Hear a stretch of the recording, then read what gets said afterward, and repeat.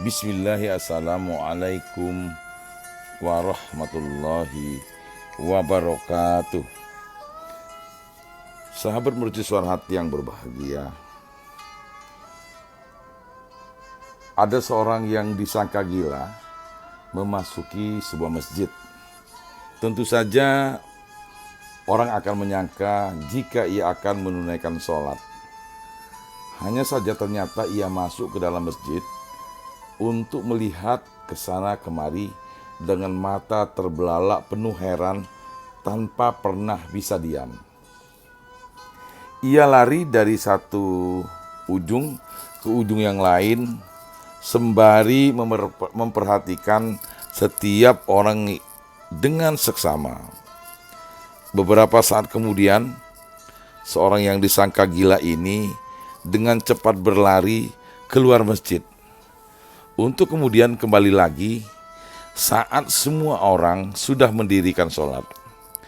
Ia pun merapat dalam barisan saf, hanya saja lain dari jemaah lainnya.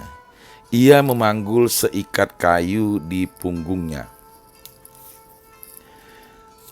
Sholat dengan menggendong seikat kayu tentu saja tidak mungkin, sehingga kayu itu berjatuhan, berserakan ke sana kemari, menimbulkan suasana gaduh sehingga mengganggu semua jemaah. Sampai akhirnya sholat berjamaah pun usai. Namun semua orang langsung mulai gemuruh saling mencerca seseorang yang disangka gila itu. Bahkan suara gemuruh dan gaduh jemaah sampai membuat sang imam ikut campur. Sang imam mendekati seorang yang disangka gila itu dengan penuh lembut. "Wahai anakku, mungkinkah mendirikan sholat dengan menggendong kayu?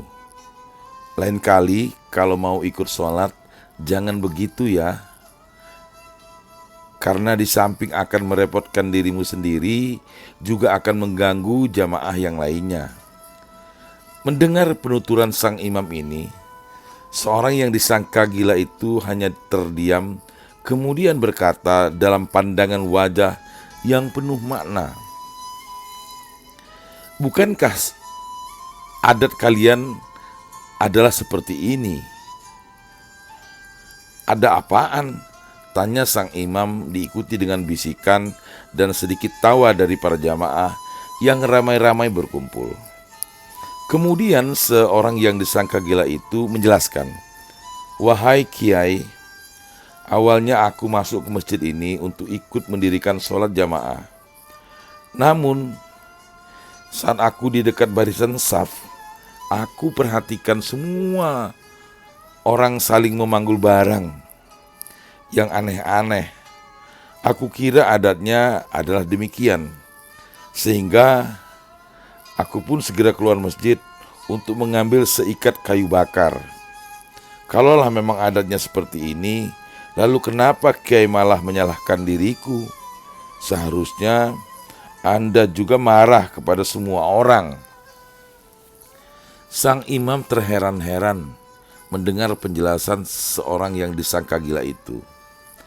"Apakah di punggungku juga ada beban yang aneh?" "Iya," kata orang itu, "setiap orang saling memanggul barang yang aneh-aneh." Mendengar penuturannya, sebagian jemaah tertawa geli. Sementara sebagian lagi yang lain hanya terdiam menyimak. Ada lagi beberapa orang berseloroh, "Dasar orang gila." Kali ini, seorang yang disangka gila ini menjelaskan dengan penuh rinci. "Perhatikan, orang ini memanggul seorang anak bermata biru. Lalu orang ini memanggul pohon apel. Orang ini memanggul pintu yang sudah rusak. Orang ini memanggul panci makanan. Orang ini memanggul ayam goreng. Orang ini memanggul seorang wanita bermata hijau. Sedang yang ini memanggul ibunya yang sudah tua." Mendengar penjelasan inilah baru semua orang terdiam 1000 kata. Sementara Seorang yang disangka gila itu berkata-kata sendiri, percuma semua ini.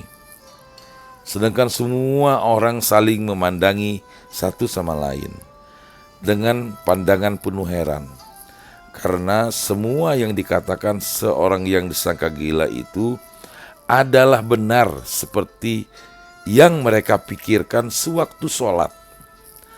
Ada jamaah yang memikirkan kebunnya. Ada yang memikirkan bagaimana cara memperbaiki pintu rumahnya yang sedang rusak. Ada yang memikirkan persiapan memasak di warung nasinya. Ada juga yang sedang lapar, sehingga ada yang diangan-angannya adalah ayam goreng. Ada juga yang memikirkan wanita kekasihnya. Ada juga yang memikirkan ibunya yang sedang menderita sakit. Sahabat mercusuar hati yang berbahagia, selang beberapa lama sang imam bertanya, begitukah? Lalu apakah aku juga memanggul beban yang aneh di pundakku? Tanya sang imam dengan nada sangat khawatir.